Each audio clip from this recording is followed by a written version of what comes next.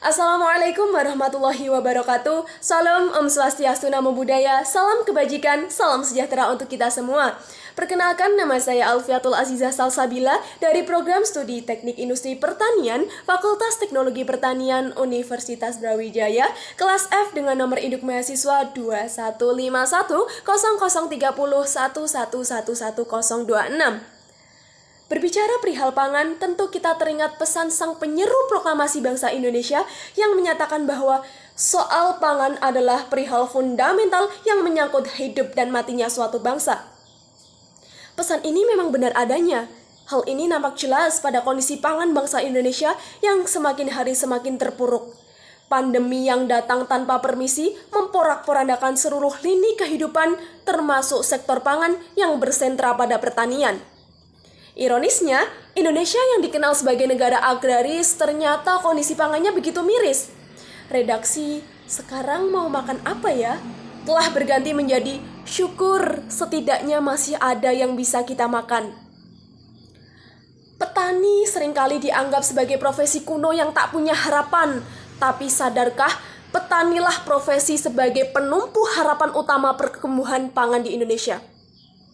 Sektor pertanian kerap kali dianggap sebagai sektor ulung yang tak pantas diutamakan. Namun, mari kita tilik kembali. Bukankah sektor pertanian yang membantu kita entas dari keterpurukan baik dari segi perekonomian maupun segi pangan? Agroindustri sebagai bidang yang mayoritas outputnya berupa pangan tentu mengalami dampak dikarenakan inputnya yang berasal dari pertanian tidak seimbang. Bahkan, Badan Pangan Dunia (FAO) telah menyatakan alarm darurat pangan yang berarti saat ini kita benar-benar berada di fase krisis pangan.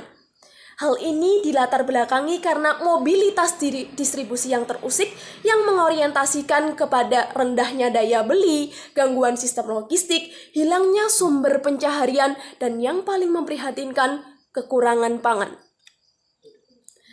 Dari permasalahan ini, mengharuskan setiap bangsa agar mandiri memberi makan rakyatnya. Namun, nyatanya Indonesia belum bisa memenuhi kebutuhannya sendiri.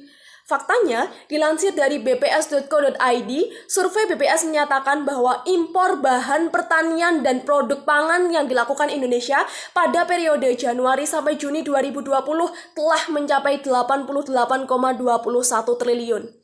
Pertanyaannya, sampai kapan kita akan terlena dengan pasokan dari negara lain, sementara negara kita sendiri memiliki potensi yang sangat tinggi?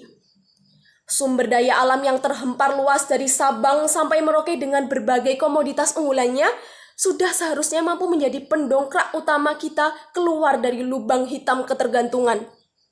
Sumber daya manusia yang melimpah ruah yang ditandai dengan tingginya angka bonus demografi di Indonesia sudah selayaknya bisa menjadi penggerak aktif agroindustri. Selain itu, digitalisasi yang semakin pesat sudah seyogyanya menjadi lokomotor perkembangan agroindustri di Indonesia. Tak main-main, strategi yang dikeluarkan harus dapat merangkul seluruh pihak terkait. Adapun strategi yang dapat diterapkan dalam pembangunan agroindustri berkelanjutan dapat dirangkum menjadi 4 poin utama. Yang pertama, dengan cara memperkokoh sistem pertahanan pertanian sebagai input terbesar proses agroindustri.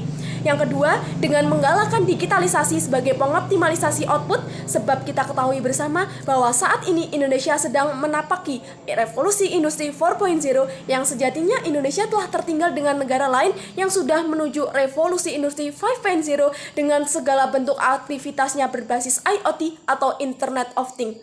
Hal ini seharusnya menjadi telaah kritis kita bersama agar dapat mengejar ketertinggalan yang ada. Yang ketiga, dengan cara pengoptimalisasian sumber daya manusia dan sumber daya alam yang salah satunya dapat diwujudkan melalui program OVOP, One Village, One Product. Dengan ini, kebebasan berinovasi terkait komoditas unggulan setiap daerah dapat diperluas dan juga dapat memperkuat pangsa pasar domestik. Dan poin terakhir sebagai pemersatu tiga aspek lainnya adalah dengan cara mempererat keterkaitan antara pemerintah sebagai pemangku kebijakan, petani sebagai penghasil input, pelaku agroindustri dan seluruh pihak terkait agar dapat mencapai ketahanan pangan dan agroindustri yang berkelanjutan. Demikian yang dapat saya sampaikan, kurang lebihnya mohon maaf. Wassalamualaikum warahmatullahi wabarakatuh.